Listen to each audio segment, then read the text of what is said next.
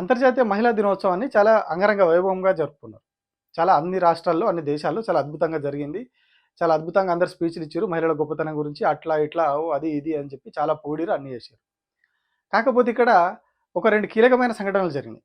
ఒక 2 కీలకమైన అంశాలు మనం మాట్లాడుకోవాల్సినవి ఉన్నాయి. వాటిని చాలామంది విస్మరించారు. సో వాటి గురించి ఇవాళ మనం మాట్లాడుకుందాం. నమస్తే, నేను Prabhakar Venavanka. Welcome to PV news. Andhra Pradesh ముఖ్యమంత్రి చంద్రబాబు నాయుడు కొద్ది రోజుల క్రితం మహిళల గురించి ఒక మాట మాట్లాడి మహిళలకు ఒక సలహా ఇచ్చిండు. ఒకసారి చూడండి.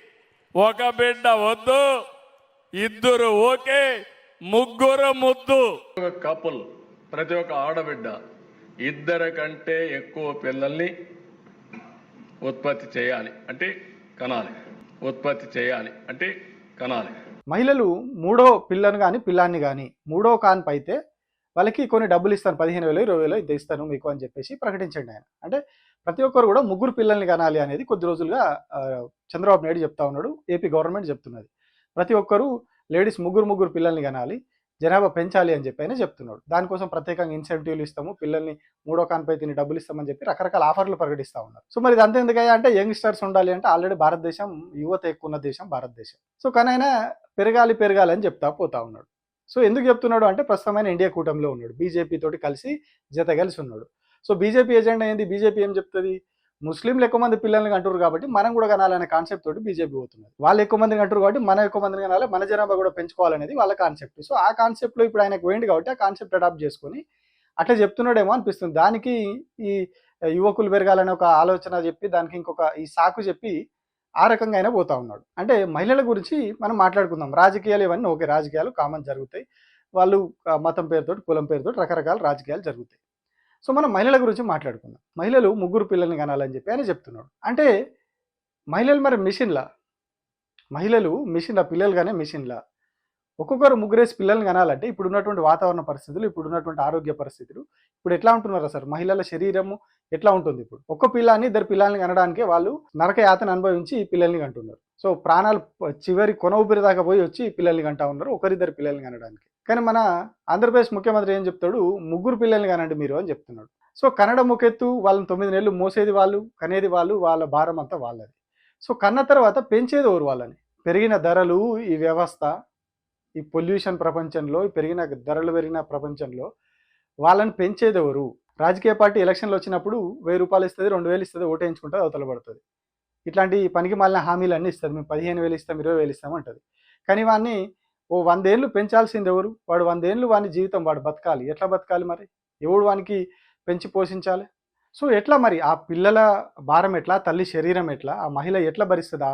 ఆ శరీరంలో జరిగే మార్పులు, శరీరంలో పడే భారము, శరీరం మీద పడే ఇబ్బంది ఆమె ఎట్లా భరిస్తుంది? నువ్వు 15,000 15 లక్షలు ఇస్తే ఆ శరీరానికి జరిగే గాయం మానది కదా. ఆ శరీరం మీద పడే ఆ నొప్పి, ఆ బాధ అనేది తగ్గిపోవు కదా. సో భారం పడాల్సింది వీళ్ళు, భారం పడి పెంచుకోవాల్సింది వీళ్ళు. కానీ ఆయన ఏం చెప్తాడు? మీరు కనండి అంతే, మీరు ముగ్గురు పిల్లల్ని కనాలి, మేము ఇంత ఇస్తాం అంత ఇస్తామని ప్రచారం చేస్తున్నాడు. అంటే కంప్లీట్గా మానవత్వం అనేది వదిలేసి మహిళలకు ఒక కనీస గౌరవం ఇచ్చి అది చేయాల్సింది అనేది ఏదీ లేదు.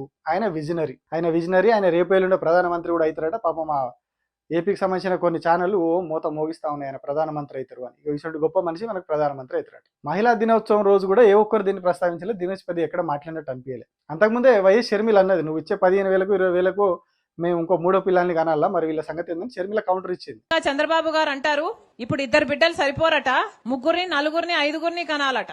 ఉన్న బిడ్డలకే దిక్కులేదు, ఇద్దరికి ముగ్గురికి నలుగురిని కడాలట. అట్లా కన్న వాళ్ళకి ఈయన 25,000 రూపాయలు ఇస్తాడట. ఈయన ఇచ్చే బోర్డు 25,000 రూపాయల కోసం మీరు బిడ్డల్ని కనాలట. మహిళల గురించి వీళ్ళకి ఆలోచన లేదు, ఎంతసేపు రాజకీయాలు చేయాలి, ఏదో ఇట్లా ఇచ్చేసి అది చేయాలన్న దాంట్లో పోతున్నాడు పాపం. సో సేమ్ ఇదే సందర్భంలో ఒక కాంట్రాస్ట్ స్టేట్మెంట్, సేమ్ మహిళలకు సంబంధించి ఒక కాంట్రాస్ట్ స్టేట్మెంట్ వచ్చింది. అది కేటీఆర్ నుంచి వచ్చింది.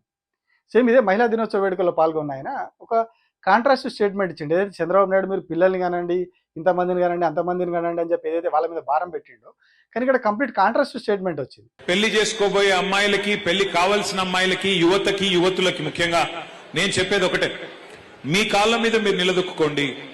ఆర్థికంగా మీరు ఇండిపెండెంట్ గా ఉంటే, ఫైనాన్షియల్ గా ఇండిపెండెంట్ గా ఉంటే తప్పకుండా సమాజంలో గుర్తింపు, గౌరవం అన్ని కూడా ఆటోమేటిక్ గా వస్తాయి. ఆర్థికంగా తమ కాళ్ళ మీద తాము నిలబడ్డ తర్వాతనే, ఒక ఉద్యోగం సంపాదించిన తర్వాత గాని, ఒక పరిశ్రమ పెట్టినాక గాని, లేదా మీ అంతట మీరుగా మీ కుటుంబానికి చేదోడు వాదోడుగా నిలిచే పరిస్థితి వచ్చేదాకా తొందరపడి పెళ్లిళ్ళు చేసుకోవద్దనేది నా మాట. ఎందుకంటే నా సూచన కూడా. ఎందుకంటే వాస్తవానికి ఎన్ని చెప్పినా తొందరపడి పెళ్లిళ్ళు చేస్తూ ఉంటారు మన దేశంలో. కానీ అమ్మాయి తన కాళ్ళ మీద తాను నిలబడితే, ఒక ఉద్యోగం సంపాదించడం కానీ లేకపోతే ఇంకో రకంగా కానీ ఫైనాన్షియల్ ఇండిపెండెన్స్ వస్తే ఆ గౌరవం వేరు, ఆ స్వాతంత్రం వేరు. ఆయన ఏం చెప్తా ఉన్నాడు, పిల్లల్ని వాళ్ళ కాళ్ళ మీద వాళ్ళని నిలబెట్టండి, అమ్మాయిలని మహిళలని వాళ్ళ కాళ్ళ మీద వాళ్ళని నిలబెట్టండి, వాళ్ళకు ఫైనాన్షియల్ ఫ్రీడమ్ వచ్చేలాగా చూడండి, వాళ్ళు సంపాదించుకునేలాగా వాళ్ళకు ఒక మార్గం చూపండి, ఆ తర్వాతనే పెళ్లిళ్ళు ఇవన్నీ కూడా పోండి, అప్పటి వరకు పెళ్లి ఆలోచన చేయకండి, వాళ్ళ కాళ్ళ మీద వాళ్ళని నిలబడేలాగా చేయండి అని చెప్తా ఉన్నాడు ఆయన. సేమ్ ఆయన రాజకీయ నాయకుడే, ఈయన రాజకీయ నాయకుడే. ఇంకా ఆయన విజనరీ, ఈయన ఇంకా విజనరీ స్థాయికి ఇంకా పాపం కేటీఆర్ అంత దూరం పోలేదు, అంత ఎదగలాంటున్నాడు.